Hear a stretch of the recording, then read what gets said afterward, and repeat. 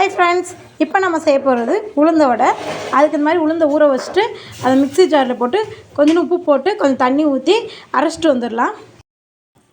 ஒரு கோப்பை எடுத்து அதில் வெங்காயம் இந்த மாதிரி சின்ன சின்னதாக பொடி பொடியாக நறுக்கிக்கிட்டு அதுலேயே மிளகு நச்சு போட்டுக்கிட்டு மல்லித்தலை கொஞ்சம் போட்டு கருவேப்பிலை கொஞ்சம் போட்டு இது மாதிரி நம்ம அரைச்சி வச்சுருக்க அந்த உளுந்தை அதில் சேர்த்துக்கலாம். சேர்த்து நல்லா பிணைஞ்சிக்கலாம். அளவுக்கு நல்லா பிணைஞ்சிட்டு இதில் கொஞ்சம் தண்ணி வச்சுக்கிட்டு கையில் தொட்டுட்டு இந்த மாதிரி கொஞ்சம் எடுத்து இப்படி ஓட்டை நடுவில் போட்டு இப்படி எடுத்து நம்ம சட்டியில் போட்டுக்கலாம். இந்த மாதிரி எல்லாத்தையும் போட்டு எடுத்துக்கலாம்.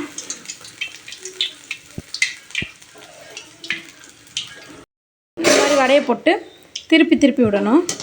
திருப்பி விட்டு நல்லா வேக விடணும். நீங்களும் உங்கள் வீட்டில் இந்த அளவுக்கு சாஃப்டாக சுட்டு பாருங்கள், சூப்பராக இருக்கும். இதில் தேங்காய் சட்னி கொஞ்சம் கறி இல்லைன்னா கறி குழம்பு வீட்டில் வைப்பீங்களா கறிச்சோதி அதை வச்சு சாப்பிட்டிங்கன்னா ரொம்ப டேஸ்ட்டாக இருக்கும். Bye friends.